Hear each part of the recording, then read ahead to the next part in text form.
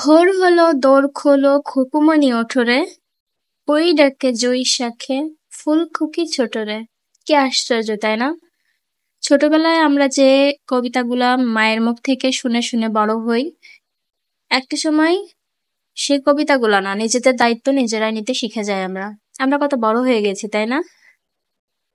যা হোক, আমার সকাল থেকে দুপুরের কাজ কি সেটা আজকে তোমাদের সাথে শেয়ার করব।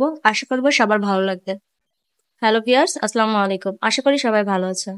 আর এই তো ঘুম থেকে উঠে আমার বেডটা ভালো করে গুছিয়ে রেখে, রাত্রে যেহেতু পর্দা দিয়ে ঢাকা থাকে সেগুলা ছড়িয়ে দিয়ে, এখন আমার কাজ আছে। আমি ঘুম থেকে যদি নাও উঠি, এই যে আমার লাট সাহেব, সে কিন্তু আমাকে ঘুম থেকে ডেকে ডেকে উঠায় ফেলবে। কারণ সকালে হওয়ার সাথে তার আগে বেশি ক্ষুধা লাগে, কারোর খাওয়া লাগবে না, তার আগে খেতে যেতে হবে। এরপর আমার যে ব্যালকনিতে অনেকগুলো গাছ আছে, সেই গাছগুলোতে আমি পানি দিয়ে ফেলি। আর ছাদে যে গাছগুলো আছে সেগুলোতে আমি রাতে দেই। কারণ আমি ঘুম থেকে উঠতে উঠতে অনেকটা সূর্য উঠে যায়, যার কারণে আমি সকালে আর পানি দেই না ছাদের গাছগুলাতে। তো এই তো এরপর আমার গাছে পানি দেওয়া শেষ হয়ে গেলে, এই যে তার জন্য যে মাছগুলা ভাজি করে রাখা হয়েছে সেগুলা দিয়ে এখন তাকে ভাত খেতে দিতে হবে। আর আমি যতক্ষণ তার পাশে বসে মাখিয়ে মাখিয়ে দিব ততক্ষণ সে খাবে। আমি উঠে আসলে তারপর আর খাওয়া দাওয়া হবে না, বন্ধ করে দিবে। তো এভাবে করে তার পিছনে আমার আধা ঘন্টা এমনি চলে যায়। তার খাওয়া শেষ হওয়ার পর এবার আমার পুরা বাড়িটা ঝাড়ু দিতে হয়। এত বড় বাড়ি, এই ঝাড়ু দেওয়াটা অনেক বেশি কষ্টের। আর তার থেকে বেশি যখন মুছতে হয়। আর দেখেন, যতই ঝাড়ু দেওয়া হয় দিনের ভিতর 3-4 বার, তারপরেও এত ময়লা কোথা থেকে আসে বোঝার উপায় নাই। রাত্রে যতই গুছিয়ে রাখা হোক বাড়িঘর, সকাল উঠে দেখা হবে একদম স্টোর রুম হয়ে গিয়েছে। তো যা হোক, পুড়িয়ে ফেলার পরে আমি ব্রেকফাস্ট করব। তো দেখলাম ভাত রান্না করেছে আম্মু, কিন্তু আমার খেতে একটু ইচ্ছা করছিল না, যার কারণে ভাবলাম একটু নুডলস করে ফেলা যাক। আর যে কথা সেই কাজ, তার কারণে আমি একটা পেঁয়াজ কুচি করে নিলাম, একটু রসুন কুচি করে নিলাম।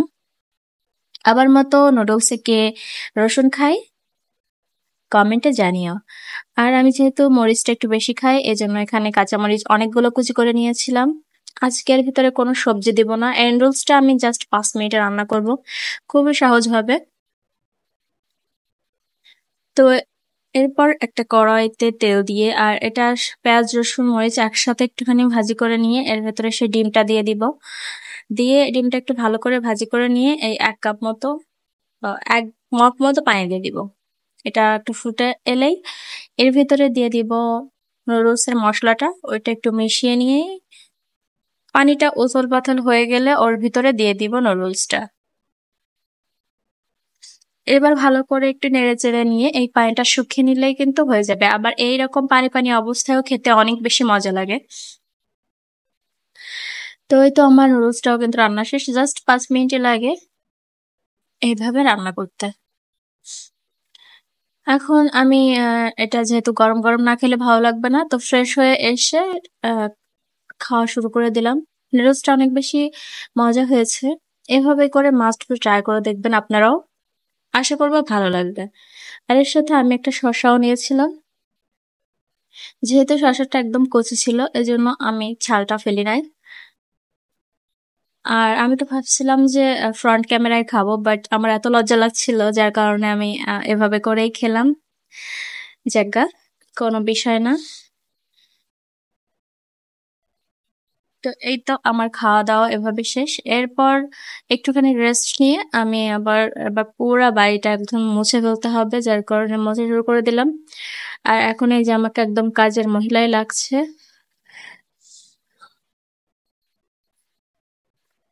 এই এত বড় বাড়ি মোছা অনেক বেশি কষ্টের কাজ এটা।